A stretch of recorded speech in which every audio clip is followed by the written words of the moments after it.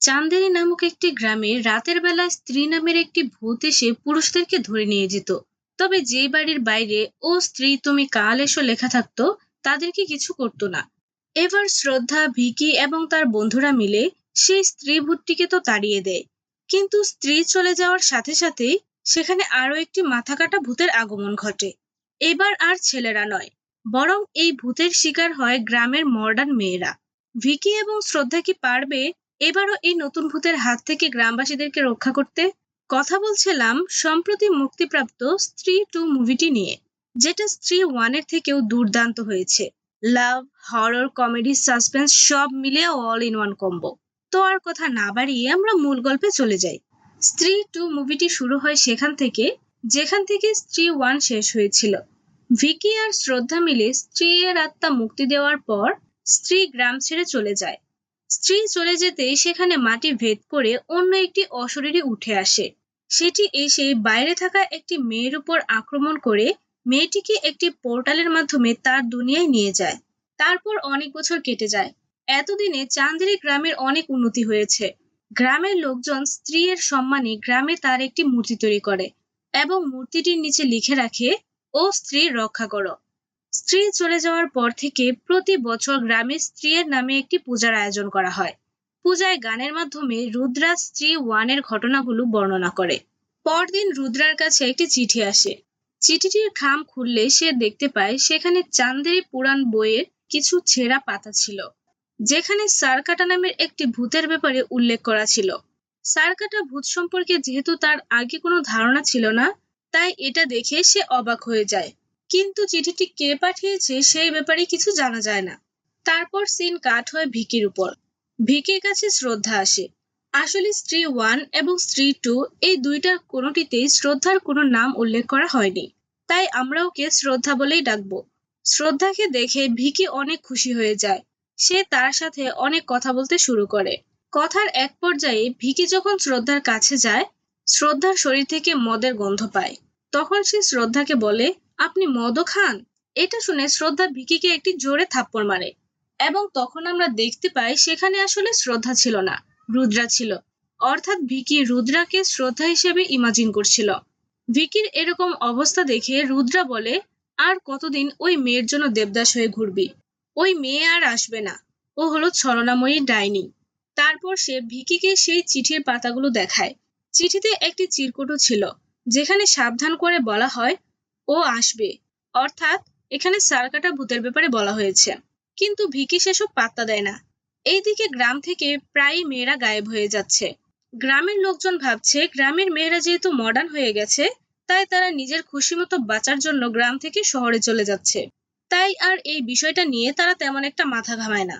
পরদিন ভিকি তার best friend বিট্টুর সাথে দেখা করে। এতদিনে বিট্টুর একটি জেফ হয়ে গেছে, যার নাম চিট্টি। চিট্টি খুবই মডার্ন একটি মেয়ে। বিট্টু ভিকির টাকায় চিট্টিকে অনেক অনেক গিফট কিনে দেয়। সে গত 4 মাসে ভিকির কাছ থেকে টাকা নিয়ে চিট্টিকে 40টি টেডি বিয়ার কিনে দিয়েছে। তারা এসব নিয়েই ঝগড়া করছিল। তখন সেখানে চিট্টি এসে তাদের সাথে কথা বলে এবং বিট্টুকে মনে করিয়ে দেয় আজ কিন্তু সোমবার। আসলে বিট্টু প্রতি সোমবারই চিট্টির বাড়িতে গিয়ে তাকে গান শুনিয়ে ঘুম পাড়ায়। কিন্তু ভিকিকে সে বলে সে প্রেম করতে যায়। রাতে বিট্টু চিট্টির বাড়িতে গিয়ে তাকে ঘুম পাড়ানি ইংলিশ গান শোনাচ্ছিল।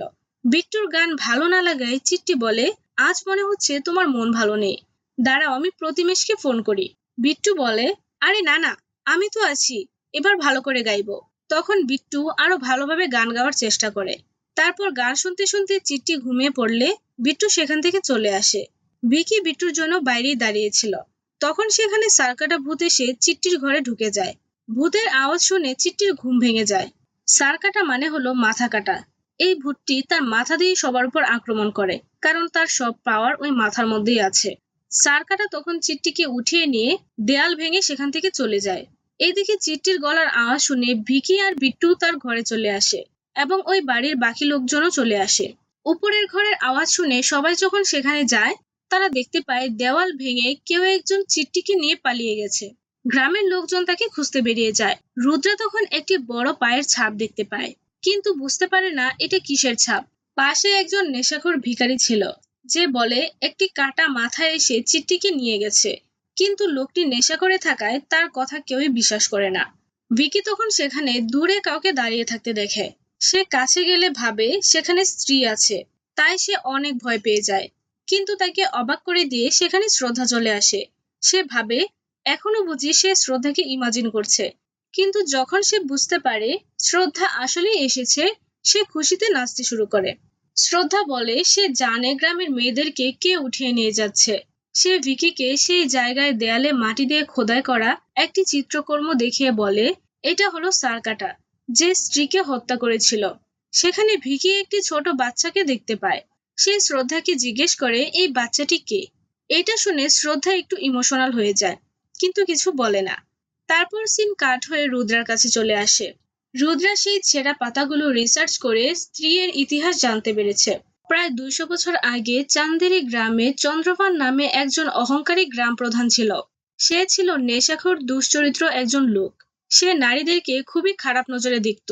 সে মনে করত নারীদের কাজ হলো শুধু রান্নাবান্না করা আর কাপড় কাচা। চন্দ্রভান একজন সুন্দরী নর্তকীর নাচ খুব পছন্দ করত। নর্তকীটি যখন বিয়ে করার কথা ভাবে, তখন চন্দ্রভান অনেক রেগে যায়। সে এবং তার লোকেরা নর্তকীটির প্রেমিকের গলা কেটে তাকে হত্যা করে।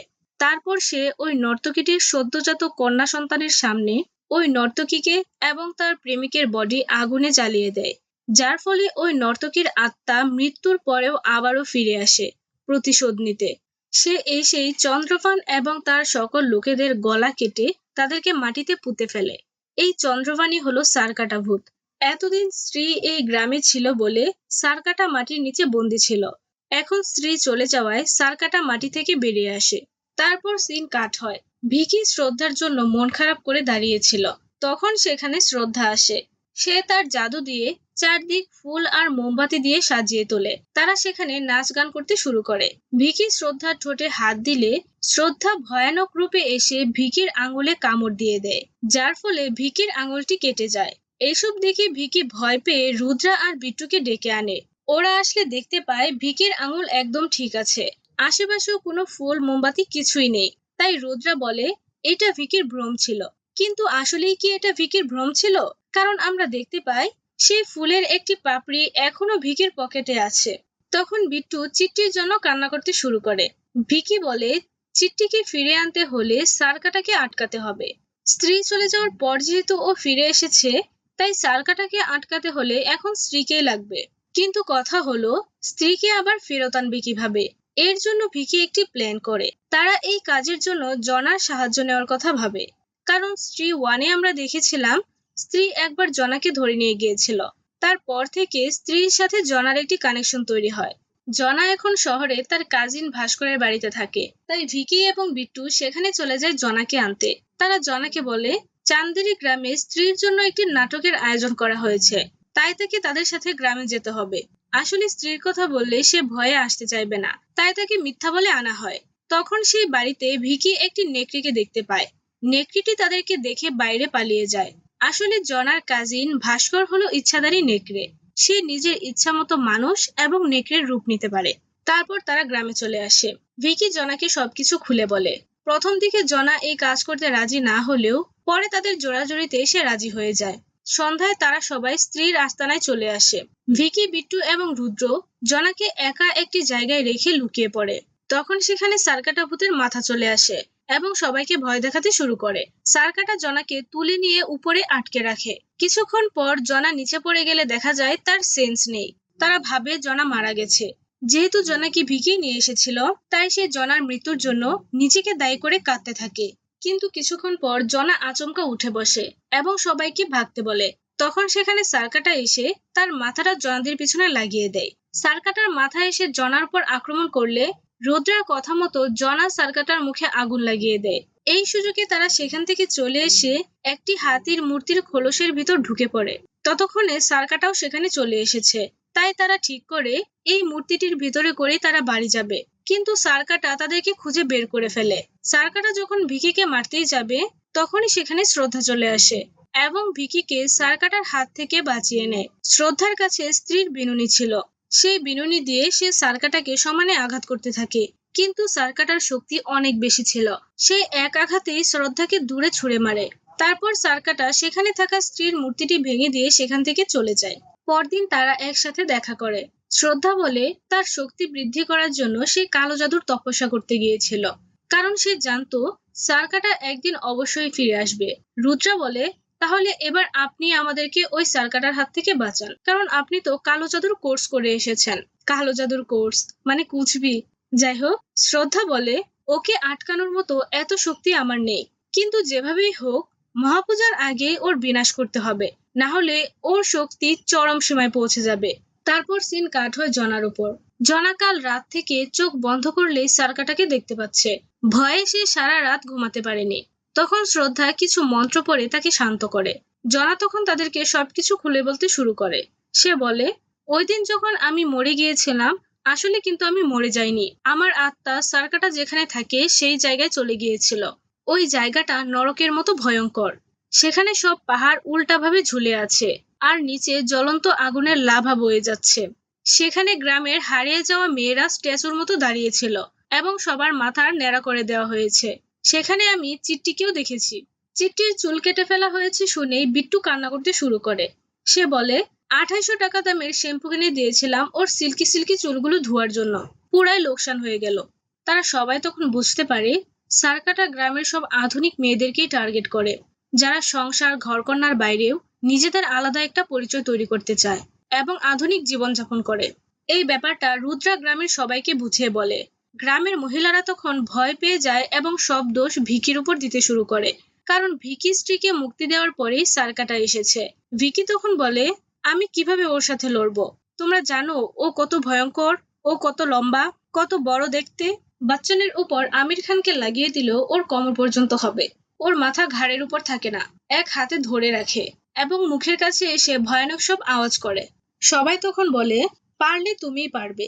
যেভাবে তুমি স্ত্রীকে হারিয়েছ, সার্কাটাকেও তুমি সেভাবেই হারাবে। তারপর সবাই শ্রদ্ধার সাথে দেখা করে। শ্রদ্ধা বলে, সবাই ঠিকই বলেছে, তুমিই ওকে হারাতে পারবে। শাস্ত্রীজি বলেছিল, যার চোখে ভালোবাসার শক্তি আছে সেই সার্কাটাকে হারাতে পারবে। এটা একমাত্র তোমার মধ্যেই আছে। সে ভিকির হাতে একটি ছুরি দিয়ে বলে, সার্কাটার চোখের দিকে তাকিয়ে এই ছুরিটি দিয়ে তাকে আঘাত করবে। এখন সার্কাটাকে ডেকে আনার জন্য তারা একটি প্ল্যান করে। রুদ্রা বলে, সার্কাটা আরামায়েশের লোক ছিল, মেয়েদের নাচ গান তার খুব পছন্দ ছিল, তাই আমরা গ্রামে নাচের আয়োজন করব। এটা দেখতে সে অবশ্যই আসবে। ভিকি বলে, গ্রামের মেয়েরা এখন ভয় পেয়ে আছে, সার্কাটার জন্য কে নাচবে? রুদ্রা বলে, আমরা শহর থেকে মেয়ে আনবো। ভিকি বলে, এই গ্রামের কথা এখন সবাই জানে, তাই এখানে সার্কাটার ভয়ে কেউ আসবে না। রুদ্রা বলে, কেউ না আসলেও একজন আছে, আমি বললে সে অবশ্যই আসবে। রুদ্রা তারপর ভিকিদেরকে নিয়ে তামান্না ভাটিয়া অর্থাৎ শ্যামার কাছে আসে। শ্যামার সাথে রুদ্রার এক সময় প্রেমের সম্পর্ক ছিল, তাই রুদ্রার কথায় সে ডান্স করতে রাজি হয়ে যায়। সন্ধ্যায় নাচ শুরু হয়। নাচের এক পর্যায়ে হঠাৎ লাইট অফ হয়ে যায় এবং সেখানে সার্কাটা চলে আসে। গ্রামের সব পুরুষরা তখন একটি গণ্ডির ভিতরে একজোট হয়ে শ্যামাকে লুকিয়ে রাখে। ভিকি শ্রদ্ধার দেওয়া সেই ছুরিটি হাতে নিয়ে সার্কাটার কাছে গিয়ে ভয়ে ভয়ে বলে, তোমার মাথা কোথায়? তোমার তো আমার চোখের দিকে তাকিয়ে থাকার কথা ছিল। তাড়াতাড়ি চলে যাও এখান থেকে, না হলে কিন্তু আমি তোমাকে মেরেই ফেলবো। সার্কাটা তখন অনেক রেগে যায়। সে ভিকিকে আঘাত করে তার শক্তি দিয়ে সবাইকে বশ করে শ্যামাকে নিয়ে চলে যায়। রুদ্রা আর জনা দূরে লুকিয়েছিল, তাই তারা বশ হয়নি। পরদিন গ্রামের পরিবেশ পাল্টে যায়। গ্রামের পুরুষেরা মেয়েদেরকে ঘরে বন্ধ করে রাখে, তাদের হাত থেকে ফোন নিউজ পেপার সব কেড়ে নেয়। তারা সারাক্ষণ সার্কাটার গুণগান গাইতে শুরু করে। তাদের চোখের রং পাল্টে যায় এবং তারা শয়তানের মতো ব্যবহার করছিল। রাতে শ্রদ্ধা আসে ভিকির সাথে দেখা করতে। ভিকি অনেক রেগেছিল। সে শ্রদ্ধাকে বলে, কাল আপনি কেন আসলেন না? আমাদেরকে বিপদের মধ্যে রেখে আপনি কোথায় পালিয়ে গিয়েছিলেন? শ্রদ্ধা বলে, আমি সার্কাটা যেখানে থাকে সেখানে বন্দি মেয়েদেরকে উদ্ধার করতে গিয়েছিলাম, কিন্তু আমি সেখানে যেতেই পারিনি। ভিকি বলে, আবার মিথ্যে বলছেন? শ্রদ্ধা বলে, আমাকে বিশ্বাস করো। ভিকি বলে, আপনাকে বিশ্বাস করব? আমি কি জানি আপনার ব্যাপারে? আপনার নাম, কোথায় থাকেন, কি করেন, বাড়িতে কে কে আছে, মা বাবা কি করে, আমি তো কিছুই জানি না। আপনি হঠাৎ করে আসেন, আবার হঠাৎ করে চলে যান, যার জন্য রুদ্রা, বিট্টু সবাই আপনাকে ডাইনি পিশাচিনী বলে ডাকে। শ্রদ্ধা বলে, আমি তোমাকে সব বলতে চাই, কিন্তু আমার ব্যাপারে সবকিছু শুনলে তুমি সেটা মেনে নিতে পারবে না। তারপর তারা চিঠিটি যেখান থেকে এসেছিল সেখানে চলে আসে, চিঠিটি কে পাঠিয়েছিল সেটা জানতে। কারণ সেই লোকটি একমাত্র জানতো স্ত্রী যাওয়ার পরেই সার্কাটা আসবে। সেখানে আসলে আমরা দেখতে পাই এই জায়গাটি হলো একটি মানসিক হাসপাতাল। এখানে অক্ষয় কুমারকে দেখানো হয়, যে হলো সার্কাটার শেষ বংশধর। সে একজন পাগল। সে নিজেকে সম্রাট শাহজাহান ভাবছে এবং জনাকে দেখে তাকে মমতাজ ভাবছে। জনাও মেয়েদের মতো করে তাকে সার্কাটার ব্যাপারে জিজ্ঞেস করে। অক্ষয় বলে, সার্কাটাকে একমাত্র তার আস্তানাতেই মারতে হবে, কিন্তু সেখানে কেউই ঢুকতে পারবে না, না পুরুষ, না মহিলা, না কোনো পশু। শুধু যে অর্ধেক নারী এবং অর্ধেক পুরুষ, সেই ঢুকতে পারবে। এবং সার্কাটা স্ত্রীর বলি না পেলে শান্ত হবে না। শ্রদ্ধা এসব শুনে বলে, ঠিক আছে, এসব তুমি আমার উপর ছেড়ে দাও। তুমি শুধু সার্কাটার মাথা কিভাবে কাটবে সেটা ভাবো, কারণ এক আঘাতেই তার মাথা কাটতে হবে।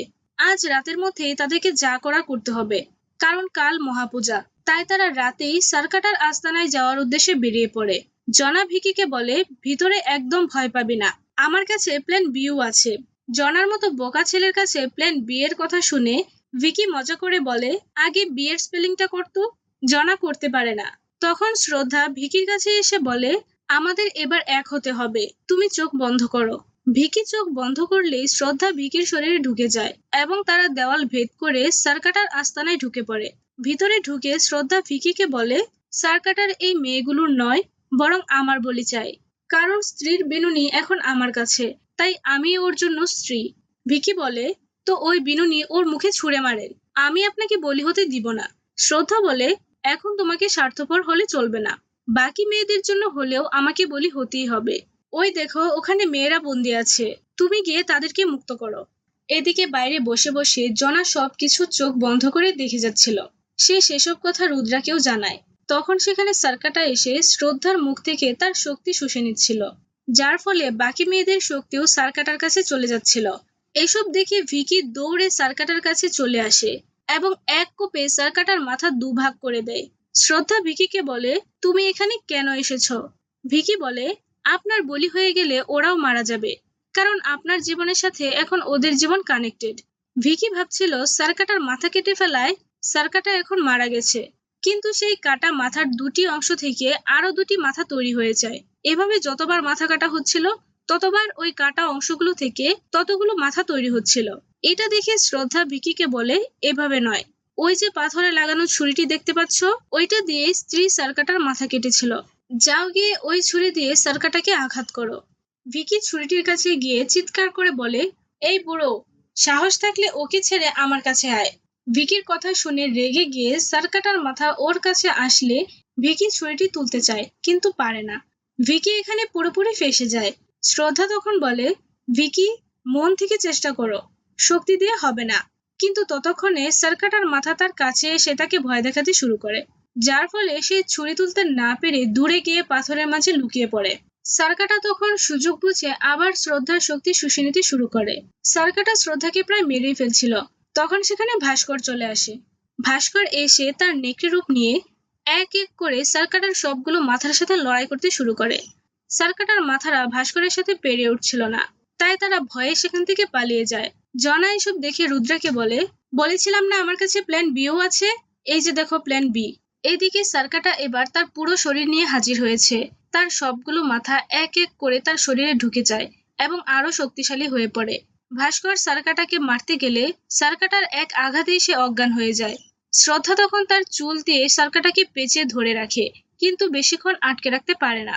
সার্কাটা শ্রদ্ধার চুল ছিঁড়ে ফেলে। এটা দেখে শ্রদ্ধা মা বলে চিৎকার করে ওঠে।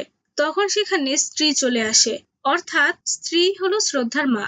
তখন স্ত্রী এবং সার্কাটার মধ্যে লড়াই শুরু হয়ে যায়। শ্রদ্ধা তখন ভিকিকে বলে, ভিকি, তোমার ভালোবাসাই তোমার শক্তি, এবার মন দিয়ে তুমি ছুরি বের করার চেষ্টা করো, আমি জানি তুমি অবশ্যই পারবে। এবং দেখা যায় ভিকি এবার আসলেই ছুরি বের করতে পেরেছে। ভিকি তখন ছুরিটি স্ত্রীর হাতে তুলে দেয় এবং স্ত্রী আবারও সেই ছুরি দিয়ে সার্কাটাকে মারতে থাকে। সেই ছুরির আঘাতে সার্কাটা এবার ঘায়েল হয়ে যায়। এইদিকে গ্রামের মহিলারাও দরজা ভেঙে চলে যায় মহাপূজায়। স্ত্রী সার্কাটাকে টেনে নিয়ে গিয়ে জ্বলন্ত আগুনের লাভায় ফেলে দেয় এবং তার মাথাটা আবারও কেটে দুভাগ করে ফেলে। সার্কাটাকে মারার সাথে সাথে গ্রামের পুরুষদের ঘোর কেটে যায়। এরপর স্ত্রী শ্রদ্ধার কাছে এসে তার দিকে তাকিয়ে থাকে। শ্রদ্ধা তখন তার মাকে বিদায় জানায়। তারপর তারা সব মেয়েদেরকে নিয়ে বাইরে চলে আসে। তারপর সিন কাট হয়। শ্রদ্ধা বলে, স্ত্রী ওর মা। ভিকি বলে, কিন্তু স্ত্রী তো তোমাকেও মারতে চেয়েছিল। শ্রদ্ধা বলে, হ্যাঁ, কারণ মা আমাকে এই রূপে চিনে না, তার কাছে তার মেয়ে এখনো সেই সদ্যজাত শিশু। ভিকি বলে, কিন্তু সেটা তো অনেক বছর আগের কথা। তুমি এখনো কিভাবে বেঁচে আছো? শ্রদ্ধা এই ব্যাপারে কিছু বলে না। শ্রদ্ধা বলে, ভিকি, আমার জীবনে একটাই লক্ষ্য ছিল, সেটা হলো আমার মায়ের মুক্তি। আর সেটা কেবল তুমিই করতে পারতে। তাই তোমার কাছে এসে বন্ধুত্ব করেছিলাম। ভিকি বলে, আপনি আমাকে এসব আগে কেন বলেননি? শ্রদ্ধা বলে, আমি যে ছলনাময়ী ডাইনি পেতনি, এসব আমি কিভাবে বলতাম তোমাকে? ভিকি বলে, তাহলে আমাদের সম্পর্কটা কি মিথ্যে ছিল? শ্রদ্ধা বলে, না, আমাদের সম্পর্ক যেমন ছিল তেমনই থাকবে, আত্মার সাথে আত্মার সম্পর্ক। ভিকি বলে, তাহলে আপনি এখানেই থেকে যান, আমি ভূতনির সাথে থাকা অ্যাডজাস্ট করে নেব। শ্রদ্ধা বলে, আমাকে যেতেই হবে ভিকি, আমি সেখানেই থাকবো যেখানে তুমি থাকবে, আর তুমি যখনই মনে করবে আমি তখনই চলে আসব। শ্রদ্ধা তখন নিজের নাম বলে, কিন্তু সেটা আমাদেরকে শোনানো হয় না। তারপর সে হাওয়ায় মিলিয়ে যায়, আর মুভিটি এখানেই শেষ হয়ে যায়। মুভিটা তো এখানেই শেষ হয়ে যায়, কিন্তু তোমাদের মধ্যে শ্রদ্ধার বয়স নিয়ে নিশ্চয়ই কিছু কনফিউশন কাজ করছে।